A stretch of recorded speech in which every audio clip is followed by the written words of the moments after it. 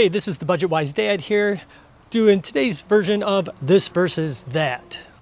Today I'm going to be doing a comparison video here of 4 different leaf blowers and what I feel is going to be the strengths of each one of these. They're all going to be able to do the same thing, blow your grass and your leaves and do that effectively. However, there is going to be some differences, and one of those might speak to you on which one is best for you. All right, the first one that I'm going to show you here is by VASG. This is what it looks like here. This one does come with a battery. It is a little bit of a smaller battery, but that does help keep it kind of light when you're holding it. So this does not weigh very much at all. It does have an indicator right here that lights up to tell you the percentage of the battery that is left. The only thing that you can change and adjust on this is going to be the length of the funnel here. You can screw these off like this, and you could do that in each one of the segments. So you can have it as a very long piece like this, or you could shorten it up to just be a small little handheld one like this. All right, let's give you a little demo of this one. All right, you can see it does the job very well. One little downside I think about this one is it does have a little bit of a kind of a higher pitch sound, as you may have heard, but it's not overwhelming. I do believe that they give you some earbuds for this, or if you're going to be wearing headphones, not going to be a problem. So let's take a look at some of the others. Let's give this highlight one here a demo.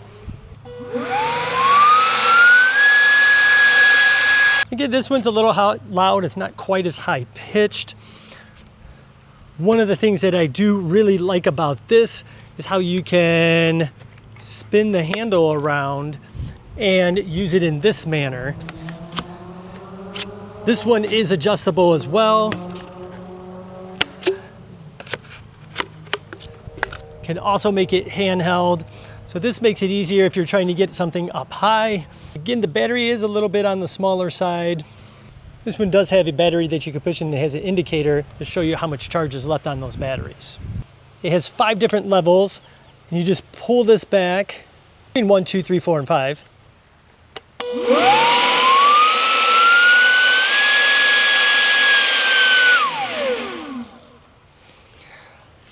I do like the fact that this one has 5 different levels.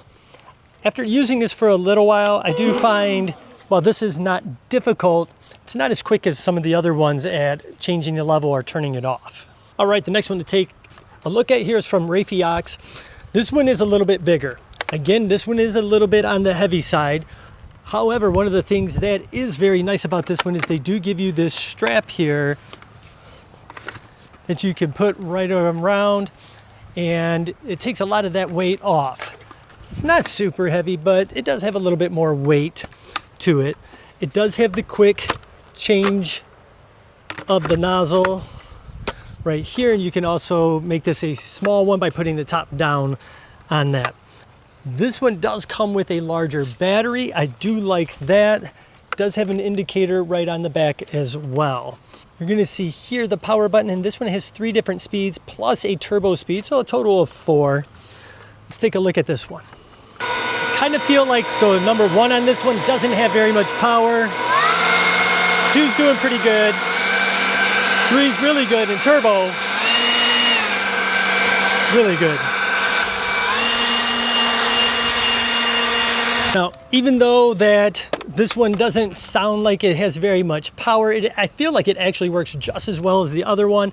I really do like the turbo on that. I like that this one has a strap on it that makes it very easy for, going hands-free if you have to do something else real quick and not have to keep putting this down onto the ground.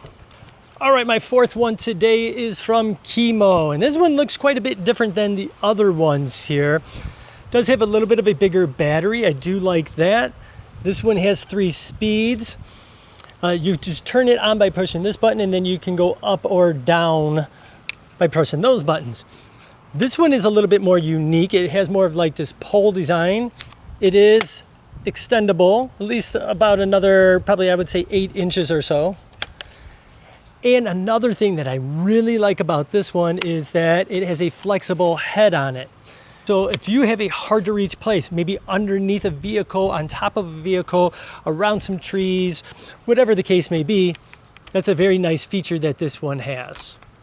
I do find this one, though, to be a pretty powerful one. Let's check it out. A little bit of a higher pitch.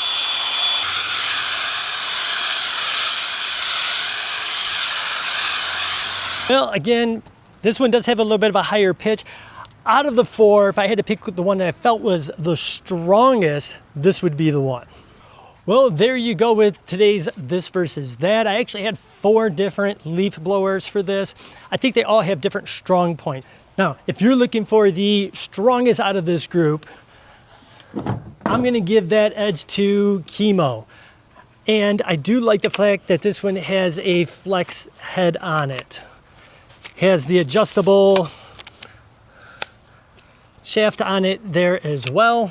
If you want the lightest one out of them, the VASG here I think is the lightest. You can adjust the funnel here to different sizes.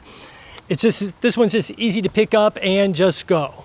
You want another one that's on the lighter side, but it has this cool little thing where you can flip it around like this, especially if you're going to be using it just as the handheld version. And the fact that it has 5 different speeds, this would be the one.